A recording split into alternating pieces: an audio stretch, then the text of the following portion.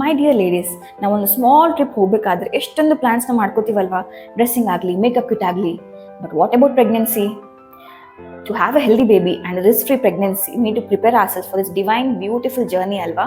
So what's the checklist? ಮೊದಲನೇದು, optimize your weight.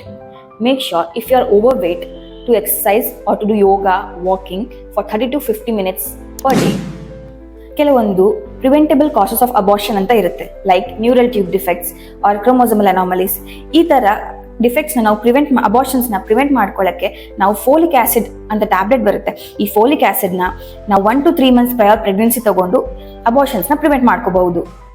ಮೂರನೇದಾಗಿ, simple ಆಗಿ ಹೆಲ್ತ್ ಚೆಕಪ್ನ ಮಾಡಿಸ್ಕೊಳ್ಳಿ. ಲೈಕ್ BP ಚೆಕ್ ಮಾಡಿಸ್ಕೊಳ್ಳಿ, ಶುಗರ್ ಪರೀಕ್ಷೆ, ಥೈರಾಯ್ಡ್ ಪರೀಕ್ಷೆ, CBC ಇವು ಮಾಡಿಸ್ಕೊಂಡ್ರೆ ಒಳ್ಳೆಯದು.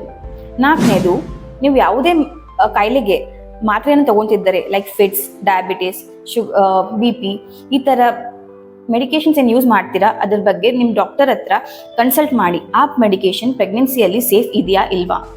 ಸೇಫ್ ಇಲ್ಲದಿದ್ದರೆ ನಿಮ್ಮ ಡಾಕ್ಟರ್ ಪ್ರೆಗ್ನೆನ್ಸಿ ಸೇಫ್ ಆಲ್ಟರ್ನೇಟಿವ್ ಮೆಡಿಕೇಶನ್ನ ಕೊಡ್ತಾರೆ. ನಿಮಗೆ ಸ್ಮೋಕಿಂಗ್, ಡ್ರಿಂಕಿಂಗ್ ಆ ಥರ ಯಾವುದೇ ಅಭ್ಯಾಸವಿದ್ದರೆ ಸಾರಿ ಲೇಡೀಸ್, ನೀವು ಅದನ್ನು ಬಿಡಲೇಬೇಕು. ಕೊನೆಯದಾಗಿ, ಕಾಫಿ, ಟೀ ಇಂಟೇಕ್ನ ಆದಷ್ಟು ಕಡಿಮೆ ಮಾಡ್ಕೋಬೇಕು.